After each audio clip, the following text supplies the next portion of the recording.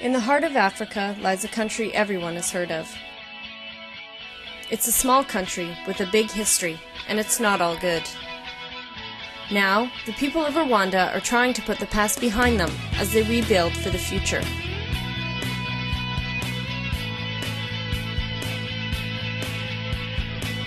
In 1994, it was mostly the young people who carried out much of the genocide. But times change, and as a new generation emerges, they hold the future of their country in their hands. Our dream is to bring a new generation in Canada together with a new generation in Rwanda to see a nation reach its full potential. Here's how we're going to do it. Education is key to the future, so we're going to sponsor children for a school run by Rwanda YFC. It's a school that wants to provide education to kids from families who could never afford it. Then, in 2008, we are going to take 30 young Canadians out to the school to run a 2-week-long youth event for over 500 children. It includes a feeding program, fun events, teaching, music, and so much more. Those young Canadians will also work alongside the children in their community on a regeneration project, showing them and their parents that together we can bring hope to one of the poorest places imaginable. Alongside this, our team will be leading a community development project that includes building houses for widows who currently live in one-room mud shacks that are barely habitable. If we do it right, we will also be providing a place where orphans in the area can be cared for. Our hope is that these young Canadians will come back to Canada changed, motivated, and with a better understanding of what it means to be a good neighbor in a global village. It's a huge project and a major undertaking, but hey, nobody ever changed the world by playing it safe. They are dreaming of becoming prime ministers.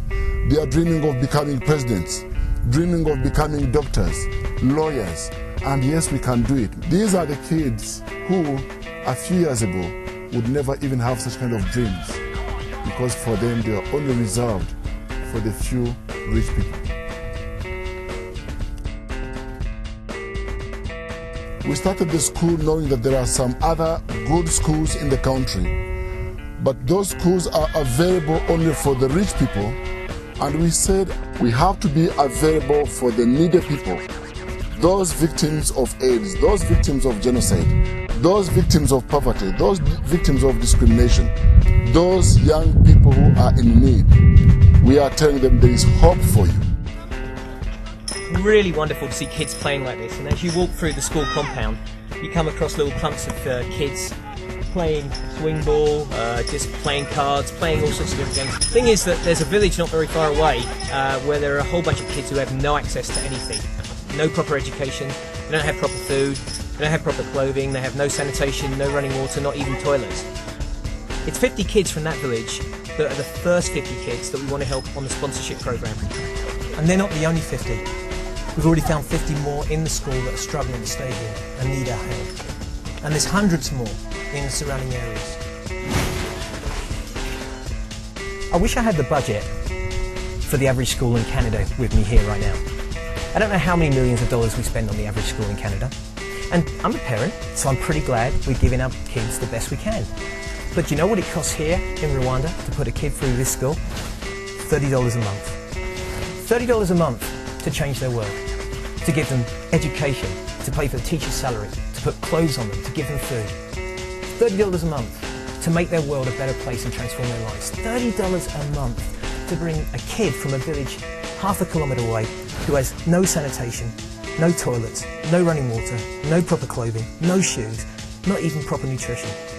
$30 a month to bring them here and to change their world. I think that's pretty cool, really.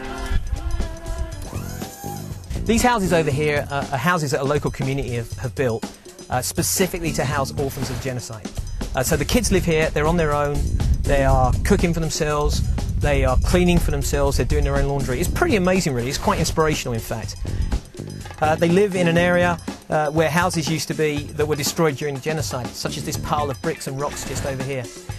Good news is, though, these houses have been built by the local community. These kids weren't just left to live on a street corner, but there's no adult supervision for them.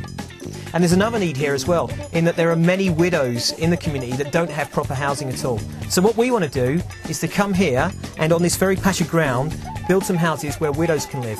The widows have already adopted many orphans from the genocide, but if we put them here, they can act as kind of community parents to the kids there as well. It's going to cost $5,000. That's not much. You imagine a house in Canada being built for $5,000, but for here, we can do that. So our plan is to build as many as we can on this patch and to help transform this community by coming in alongside people who are already working to their full potential and just saying, we can help you. We can't do it on our own, we need your help. So come with us, come build some houses, help us in any way you can.